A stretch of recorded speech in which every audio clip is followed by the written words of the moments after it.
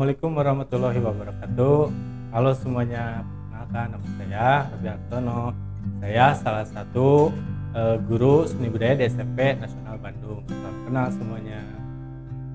Oke, kali ini saya akan membahas tentang salah satu materi seni budaya kelas 9, yaitu seni patung. Apakah teman-teman semuanya ada yang tahu apa itu seni patung? Untuk lebih jelasnya, mari kita bahas sama-sama. Oke, sebelum membahas lebih jauh, saya akan menjelaskan dulu tujuan pembelajaran kali ini. Yang pertama, agar dapat mengamati dan mengidentifikasi karya seni patung. Kemudian dapat menggali informasi tentang seni patung melalui kegiatan membaca, mengunjungi pameran-pameran, atau berdiskusi. Kemudian dapat menganalisis dan menentukan teknik berkarya seni patung yang bervariatif. Kemudian dapat membuat seni patung dengan berbagai bahan dan teknik. Oke.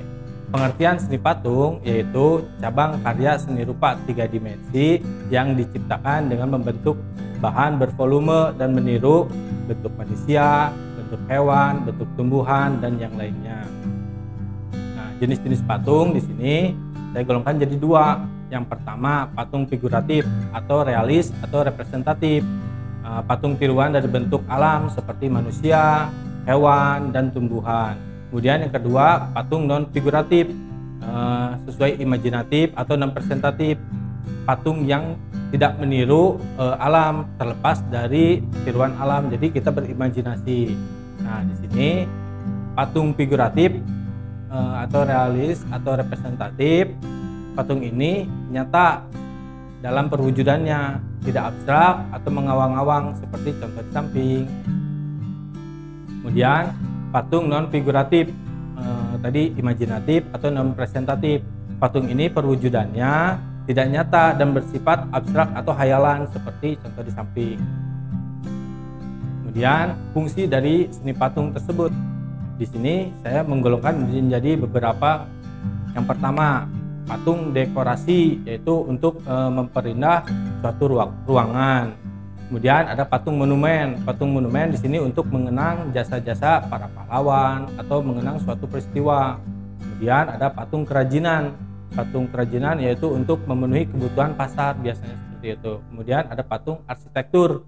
Patung arsitektur di sini yaitu untuk menunjang atau melengkapi konstruksi suatu bangunan. Nah, kemudian ada patung seni atau fan art, yaitu untuk kepentingan estetis atau keindahan saja.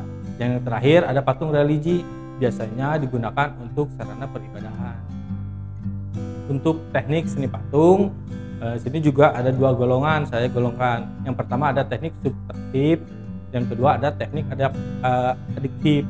Yang pertama teknik subtraktif, yaitu teknik yang digunakan dengan cara mengurangi bahan, memotong bahan, menatah atau memahatnya. Nah, yang kedua teknik adiktif tadi. Teknik adiktif yaitu teknik yang digunakan dengan cara membentuk dulu modelnya, atau bisa dengan dicor juga, mengecor bahan atau mencetaknya. Nah, di sini saya berikan contoh dari teknik subtraktif. Kemudian ada contoh teknik adiktif. Kemudian kita bahas alat dan bahan. Alat untuk membuat suatu patung biasanya menggunakan butsir. Butsir itu untuk mengerok bagian-bagian yang akan kita kurangi. Kemudian ada meja putar yang biasanya digunakan untuk menyimpan dari model tanah liat ataupun yang lainnya. Kemudian ada pahat untuk memahat atau menata objeknya. Ada palunya dan yang lainnya. Bahan dari seni patung di sini bisa menggunakan bahan lunak, bisa menggunakan bahan keras. Contoh dari bahan lunak bisa lilin, tanah liat, sabun atau yang lainnya. Kemudian ada bahan keras seperti batu, kayu atau besi seperti itu. Nah, contoh dari seni patung yang berbahan keras di sini saya ada contoh dari kayu, silahkan dilihat. Kemudian contoh seni patung berbahan batu yang keras, silahkan dilihat.